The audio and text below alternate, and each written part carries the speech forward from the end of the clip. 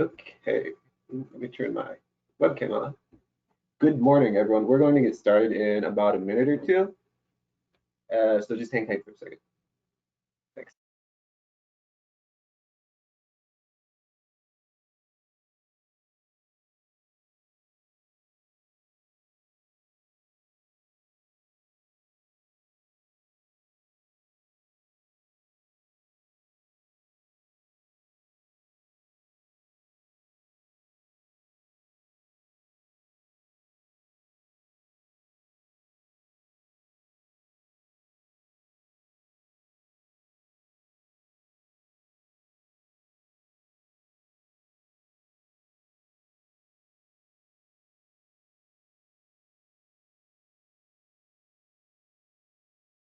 Okay, we can go ahead and get started. So welcome. My name is Kevin Saraceno. I'm a member of AmeriCorps. I'm currently serving with an organization called Green River Watershed Partners, and this is another presentation as part of our speaker series we've been putting together. Today, I'm joined with Daniel Brown. He's a co-founder of an organization founded in Cleveland called the Rust Belt Riders. They provide Northeast Ohio businesses and organizations with a alternative to disposing of food waste into landfills. And I know Daniel's going to talk about this a lot more. He understands it more than me. They essentially take food waste and turn it into soil by composting, and you can use it for agricultural things. So before we get started, just so everyone is aware, we're recording the presentation, and you're all going to be muted throughout the entire presentation. There's a questions panel. If you have any questions, feel free to type them in, and we're going to address them all at the end. And with that, I'm going to turn it over to Daniel. He's on a call right now, so unfortunately he doesn't have a webcam. But other than that, enjoy the webinar, everyone. Hey everybody, thanks so much for having me. And again, sorry about the technical difficulty, but I hope that this format will work just fine. As Kevin mentioned, my name's Dan. I'm one of the founders of a Cleveland-based worker-owned social enterprise called Rust Belt Riders. We've been around since 2014, and as was mentioned, we work to provide businesses, organizations, and individuals with an alternative to landfills for their food waste. We do this in an attempt to fulfill our mission, which is to feed people, not landfills. So Kevin, if you go to the next slide, it'd be great. So fundamentally, we really view our work as being that of developing a robust climate solution for our community. As is apparent by science, we are in the midst of a climate crisis, and I think that oftentimes the climate crisis can be posed as this massive external force that we have no control over. But I think something that I find to be interesting is that the course of climate change is on a global level, in terms of like action or rather inaction, has really unfolded in my lifetime. So in 1988, the UN established the Intergovernmental Panel on Climate Change, and just 2 years ago, in 2019, that same body showed that we were on pace for 1.5 degrees Celsius rise before the end of the century. And so in the time between there, I sort of realized that this is an issue that touches all other issues, and that we need to be taking rather urgent action to avoid the very worst impacts of climate change. So if you'll go to the next slide. So I was very heartened to read a report that came out a couple years ago called Project Drawdown. And so Project Drawdown really seeks to identify the solutions to climate change. Obviously, we're made increasingly aware of the causes of the climate crisis and those activities that accelerate or exacerbate the greenhouse effect. But not enough attention, in my opinion, is paid to what solutions already exist that can be employed with greater scale to begin slowing the worst impacts, and as a worst case outcome and as a best case outcome, what solutions exist to reverse this trend. And so Paul Hawken famously was one of the lead research associates to Al Gore's Inconvenient Truth. And so this report was really an update on some of the research that he and his colleagues had compiled in the run-up to the production of An Inconvenient Truth. If you go to the next slide, they began by looking at the global economy from a sector standpoint to better understand which sectors possess within their activities solutions to the climate crisis. And notably absent from the Inconvenient Truth and frankly much of our dialogue around the climate crisis is the role that food and agriculture plays in the acceleration or deceleration of the climate crisis. And so food emerged at the very top as an industry that is ripe for opportunity for innovation to begin repairing much of the greenhouse gas emissions that result from its inefficiency. And to me, that's something that I found really liberating, because oftentimes, in order to be viewed or seen as a climate activist or someone who is living environmentally, one must drive a Tesla or install solar panels or somehow erect a wind turbine. And those are often very cost prohibitive, high barrier to entry means through which somebody could demonstrate their commitment to the climate. But with food being actually at the top, we all eat, right? And so it is a much more egalitarian, much more approachable and liberating tactic that I think will allow more people to see themselves as playing an active, participating role in slowing and reversing climate change. If you go to the next slide, we can look at when you break down the food sector, what solutions within that sector contain the greatest possibility of reducing or reversing climate change. And their research found that reducing food waste, even more so than eating a plant-rich diet, is one of the greatest levers that we all have access to in slowing and reversing climate change. If you go to the next slide, we'll unpack how that's the case. So a big reason for why that measure of food waste being the single greatest contributor to solutions within the food industry is because of just how inefficient our current agricultural system is and how much food we actually waste. So in the United States alone, roughly 40% of all of the food that is cultivated will end up thrown away. This is at the exact same time when in our community in Northeast Ohio, 1 in 5 children are food insecure. We, as a country, will spend something like $218 billion on the growing transportation and disposal of food that is never eaten. And then from an environmental standpoint, when food goes to landfill, unlike when it is properly disposed of either by being consumed by humans or animals,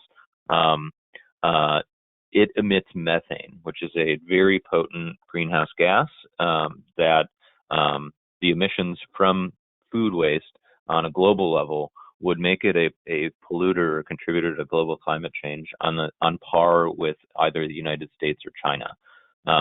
And so food is something that like fundamentally should never end up going to a landfill because of the deleterious impacts it has through the production of methane. And yet food is the single largest component of most of our nation's landfills. So what we do at Rust Belt Riders is really try to ensure that food never goes to landfills so that we can prevent those harmful methane emissions, but also reduce food waste. And when food waste occurs, provide people with alternatives to landfills for that material.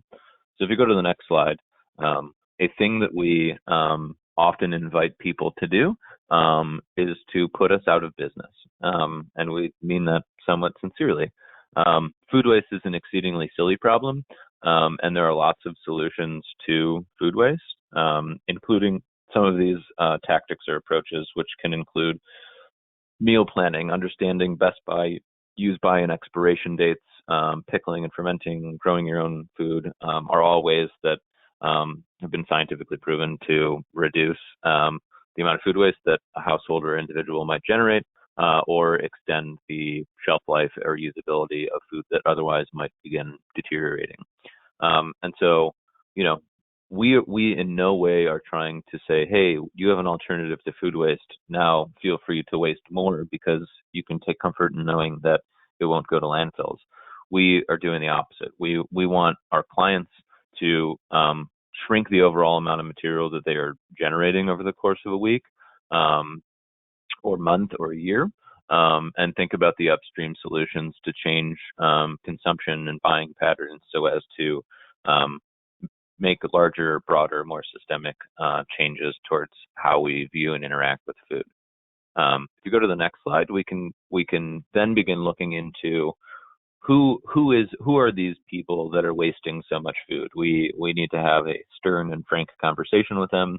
And so an organization called ReFed, which is a national research organization that is looking at the causes and solutions to food waste on a national level, found that 43% of all food waste occurs at the household or consumer level, while another 40% occurs at business or organizational level. And so those are really the two industries that we focus on serving most directly through our services. And in that way, begin providing services very akin to a recycling service. And so with that, I'll get into the ways that we serve businesses first, and then I'll talk about the services that we provide to residents and communities.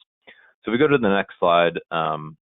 We presently work with over 250 different organizations across Northeast Ohio. And the way that our service works, as I mentioned, is very similar to that of a recycling or landfilling company. We provide an initial waste audit to all of our clients, which allows them to both familiarize themselves with the practice of diverting food from their operations, from their dumpster or landfilling service, into receptacles that we provide them with. These receptacles are always sized commensurate with the amount of material that we might expect them to produce over the course of a set period of time. And then we are exchanging full containers for clean empty bins. This is because we really pride ourselves on providing a exceptionally clean service. That is something that we identified as being a core barrier to broader utilization and participation in these kinds of services. Most people tend to associate food waste diversion and composting as being something that might be smelly, attract pests, etc. But a thing that we like to remind people of is that each and every time we service your bin, we are exchanging it for a clean empty one, and that container is being power washed out with biodegradable soap. So if you can tell me the last time your dumpster or recycling bin was power washed out with biodegradable soap, we would largely be shocked. And so in that way, we like to pose that what we're doing for businesses is actually making their waste management practices far cleaner than they would be in the absence of our presence. But additionally, we're arming our clients with a bevy of data and marketing tools to deploy. So in addition to exchanging bins at each and every service, we are weighing and inspecting all of our clients' containers, and all of that data is aggregated into a dashboard where our clients can see the impact that they're making through the use of our services in real time. And we work with large organizations like the Cleveland Clinic and UH, right on down to small mom and pop coffee shops and restaurants and catering companies. So we really like to say that if where you work, people are eating food or drinking coffee, we can work with you. Whether you're a Fortune 500 company or a small architecture office of 3 people. And so that's really where our efforts began. But over time, we heard increasingly from residents and members of the community that they like these businesses, would like an alternative to landfills as well. So we go to the next slide, we could talk about our Dropoff Program. So our community drop-off program is our longest running community or residential service that we provide. It's been in operations for maybe 3 years now. We currently have around 13 different community-based drop-off locations. Each of these locations is in a public park or publicly accessible location. The bins are accessible 24 hours a day, 7 days a week. And you simply collect your household food scraps at home, transport them in something like a Tupperware container or bin, and then deposit your food scraps into these secured and locked bins. And then you rinse and repeat. So you go back home and collect more food scraps. But members who use our drop-off services also get access to a suite of perks that both drop-off and pickup members can enjoy, namely the discounts on the resulting products that we make from the food scraps that they're contributing towards our system. And then monthly, we host workshops in collaboration and partnership with local organizations. So this month, in fact, later tonight, we're hosting a workshop on vermicomposting.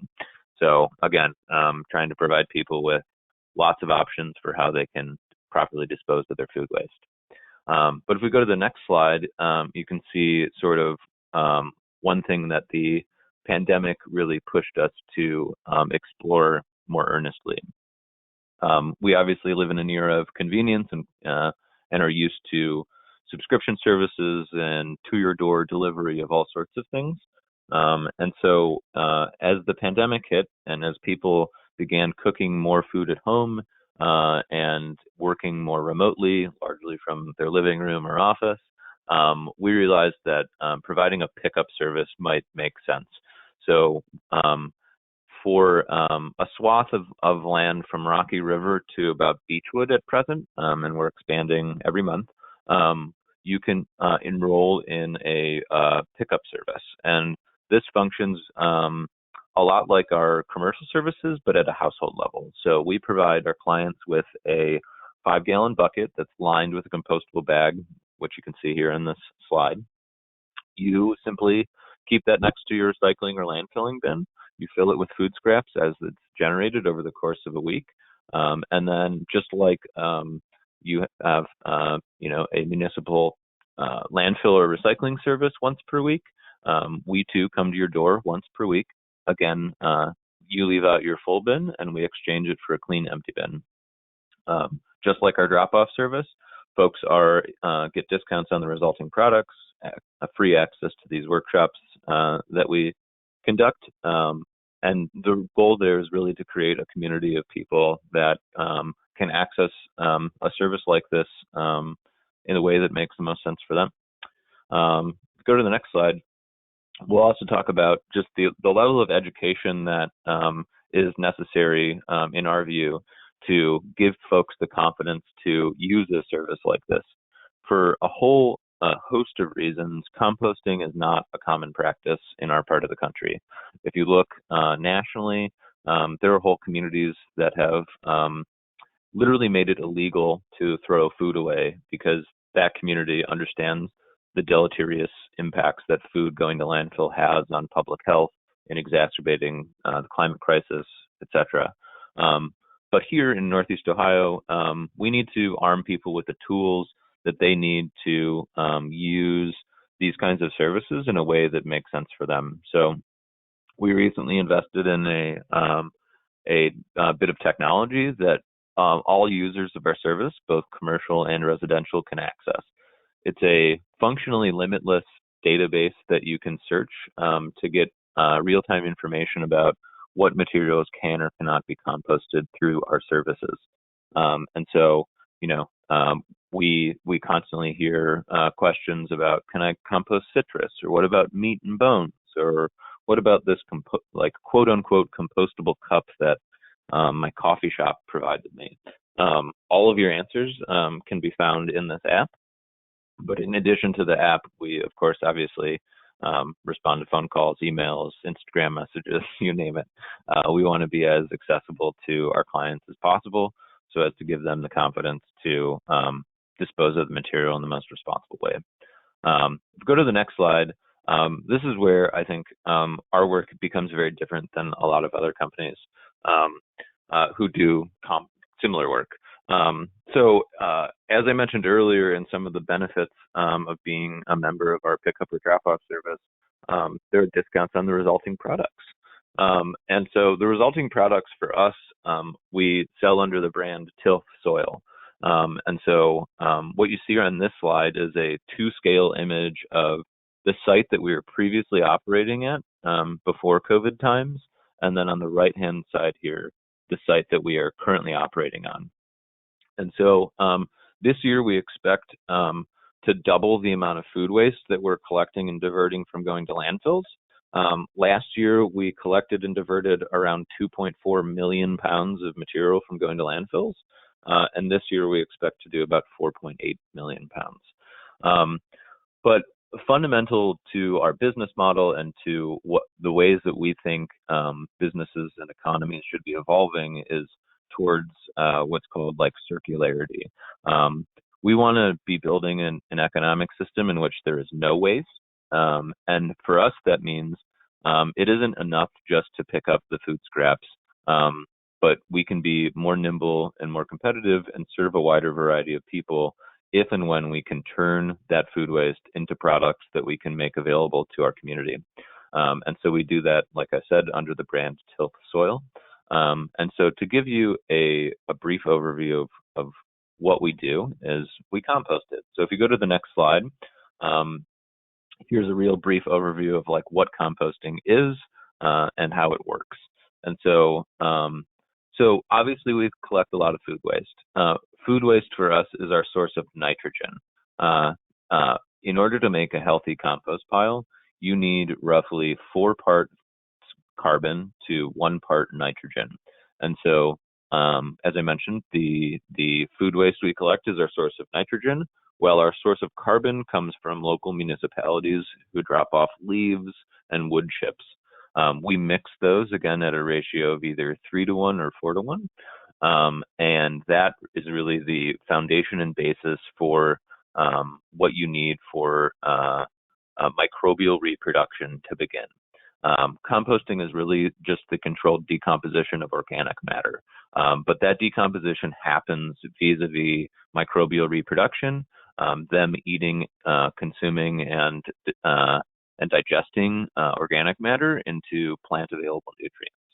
But these microorganisms are, they need access to oxygen. And so air and moisture are 2 equally critical components to a healthy compost pile. And so we incorporate air into our piles by turning or aerating these piles that for us looks like using a machine called a windrow turner, which essentially looks like a large rototiller. And so we're tilling up this soil to allow evaporation of moisture and the mixing of the nitrogen and carbon into more of a homogeneous mixture. And then lastly is moisture. So again, we're trying to cultivate the reproduction of microorganisms. If a pile is too dry, that will not create a great habitat for microbial reproduction. And similarly, if it is too wet, it might produce foul odors, which we hope to avoid. And because of the spatial constraints that we have been operating under, we've gotten quite good at doing this in a way that is rather efficient, odor-free, and produces exceedingly high quality soil. And in fact, the trade organization for the composting industry, the U.S. Composting Council, last year named us the best small-scale composter in the country. If you go to the next slide, we'll talk about Tilth Soil, the brand that we sell our soils under.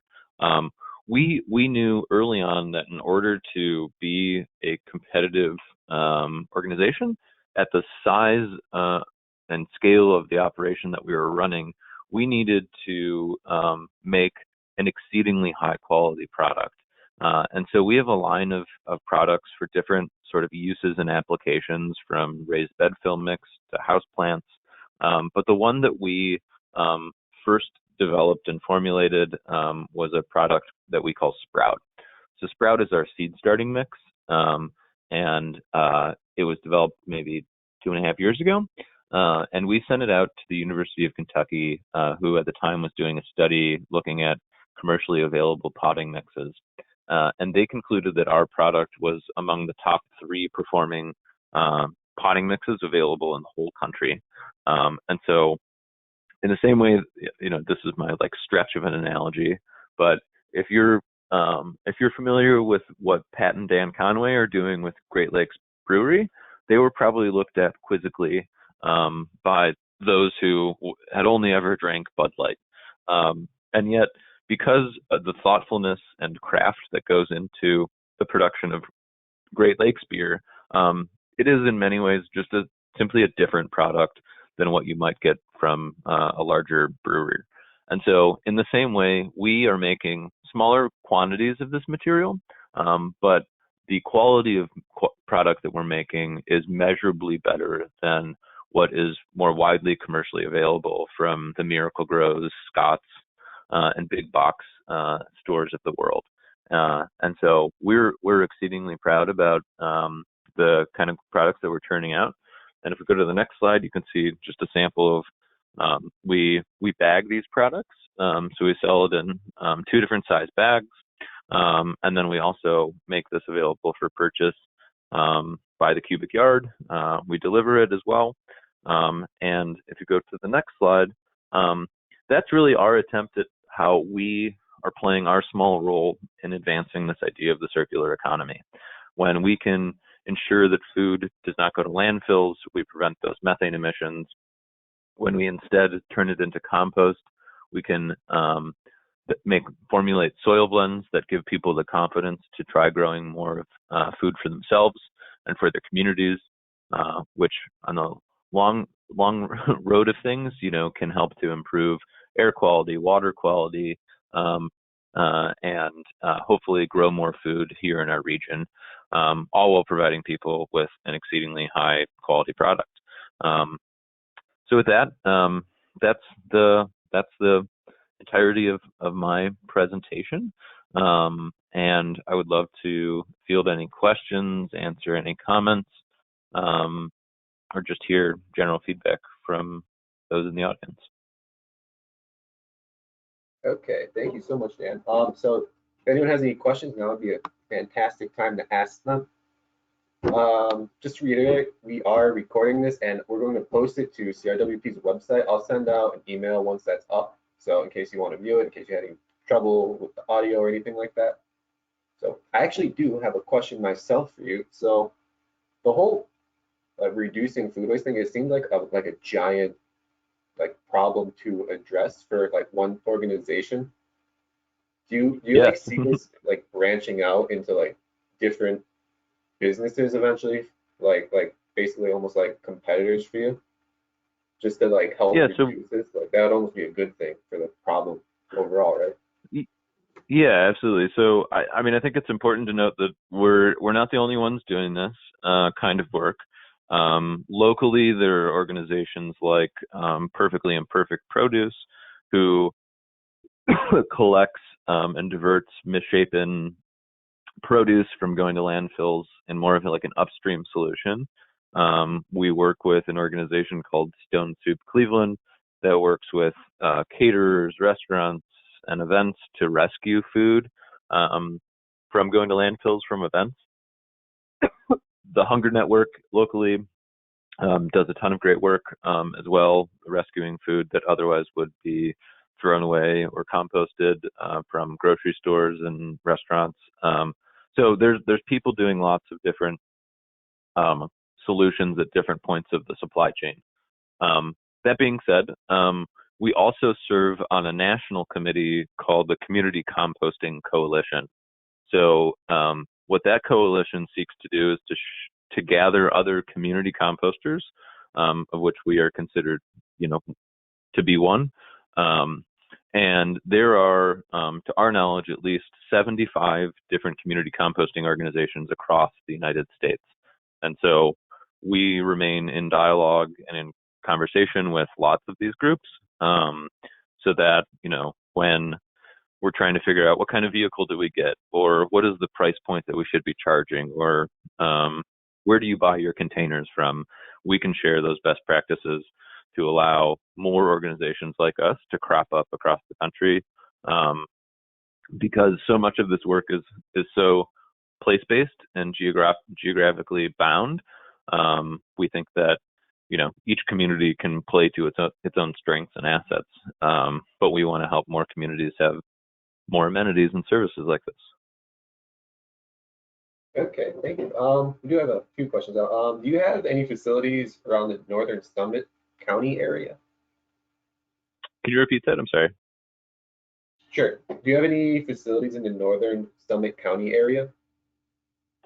So we do not. Our current offices are located in downtown Cleveland, while our production, like compost making facility, is in Independence, Ohio. That being said, if you're in Summit County, there's an awesome organization called Rubber City Reuse. I believe they partner with the Akron Cooperative Farm and provide services similar to us in the Summit County area. Okay. How do we get a list of where these drop-off bins are located? Yeah, so if you visit our website, which is rustbeltriders.com, a full list of both our pickup service area as well as drop-off locations are listed there under the services tab, where you can learn more about our drop-off services. As I mentioned, we've got about 13 right now. We're adding more each month, and really want to get to a place where most people in Northeast Ohio can access one of these relatively easily. And so we're aiming to establish them in partnership with community groups and local governments or community development organizations. Okay. Okay, can I put kitchen vegetable waste in lawn bags that are used for leaves and grass that cities pick up? Are you familiar with that? So lots of municipalities do collect yard waste and leaves and things like that.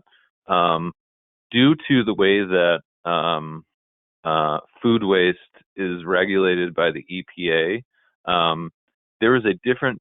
So this might get into like heady policy wonk nerdery, so I apologize, but there are up to 5 different classes or different permits for waste disposal facilities.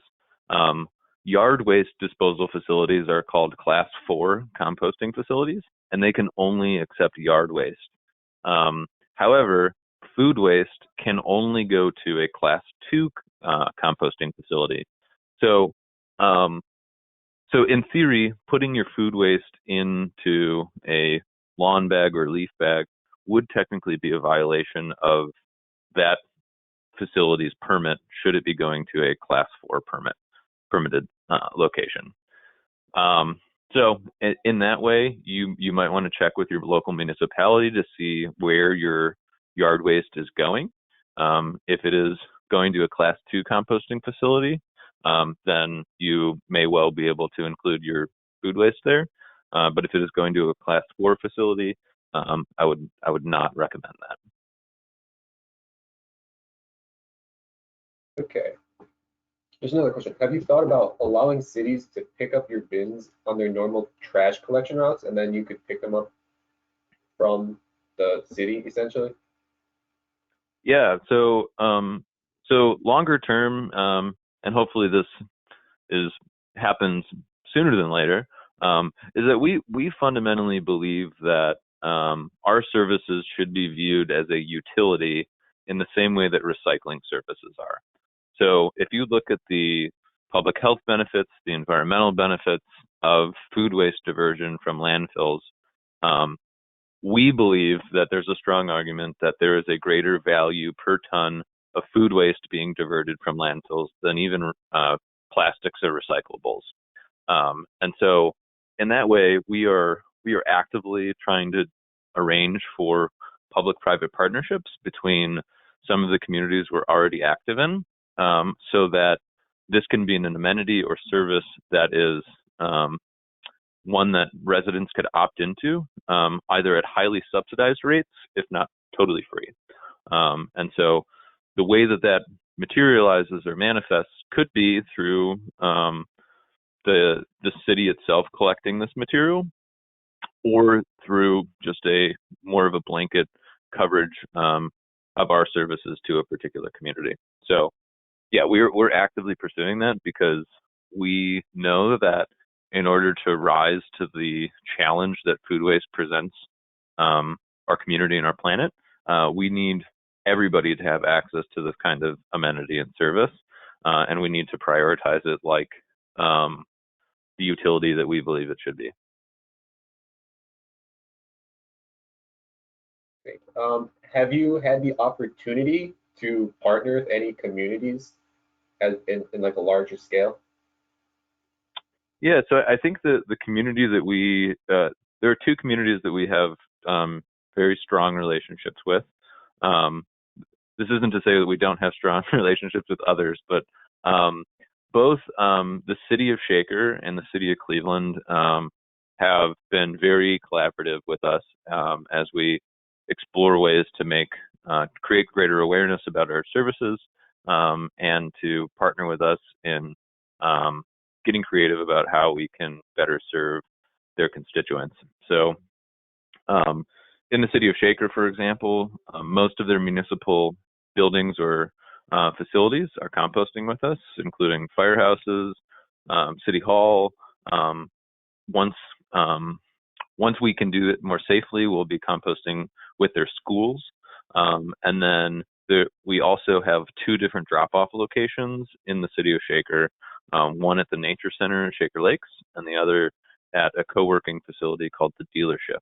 And so the city of Shaker has been exceedingly supportive by sharing information about our services in their newsletter, and also seeing the value in the data that we're collecting for their own reporting purposes. And so I think Shaker, in many ways, has really set the bar quite high. And then on the city of Cleveland level, we've been able to collaboratively pursue a few grants with both local, like Ohio, and federal EPA on trying to find ways to further subsidize some of the cost of our services to increase access. We've been working with community development organizations like Cleveland Neighborhood Progress to work more intentionally and collaboratively with neighborhood-based groups. And they recently received a rather sizable grant from the Ellen MacArthur Foundation, which is seeking to implement a circular economy roadmap. And so we're playing an active role in helping the city think through what a more robust circular economy could look like, and obviously are advocating that our food system is a great place to consider starting. Great, thank you. So do you sell any of your soil products in any stores anywhere, or is it all completely online? Yeah, so at present, most of our products are sold directly online. If there is a garden center or store that you would love to see our products at, the thing that we're encouraging people to do is to ask them to carry our products. One thing we're finding is that as a new brand, as a new sort of company, these places really want to hear from their customers that you want to see this product in their stores. So we're knocking on lots of doors, but we need customers to be advocating on our behalf to increase access to these products. That being said, we offer nationwide shipping and delivery, and we offer free pickup from our facility, which is located at downtown Cleveland at 27th and St. Clair. There are a few like houseplant stores and grocery stores that carry our product, but often it's not the full gambit of our offerings, and not necessarily in all of the sizes, which is why my unsatisfactory answer is to check out our website, which is tilthsoil.com. It's TILTHSOIL.com. Okay. You mentioned you have a composting workshop tonight. Are there any others coming up? And do you know the dates offhand by chance? Yeah, so we don't have any dates set yet, but we do aim to put on one workshop per month. And so the theme for next month is actually going to be in collaboration with so Tilth Soil puts on the workshops. And so we're actually going to be showcasing tips and tricks for food waste diversion at home by interviewing and featuring one of my colleagues, Zoe, who heads up our residential services. So we'll be announcing that date shortly. And if you're interested in staying up to date on all of the happenings of our programming and what we're reading and things like that, I invite you to check out any of our social media channels or join our newsletter, which you can do on either of our websites. Okay, so looks like that's all the questions we have. If you have any last minute questions, feel free to keep entering them. With that, we're going to start getting ready to wrap up. Is there any closing remarks you want to add, Dan? No, I just want to again thank you all for the opportunity to share a bit about what we're doing. Invite you to check out our website. And then thanks for putting up with the technical strangeness around this. And I'm happy we were able to connect. So, yeah. All right. Well, it looks like no more questions coming in, so we're going to go ahead and wrap this up. So thanks again, Dan. We really appreciate you talking on our as part of our speaker series. I think it's like truly fascinating, like the problem you're trying to address. It's like I feel like not a lot of people really understand that this is something to be looking at, and it's got to get addressed sooner or later. So why not now, right?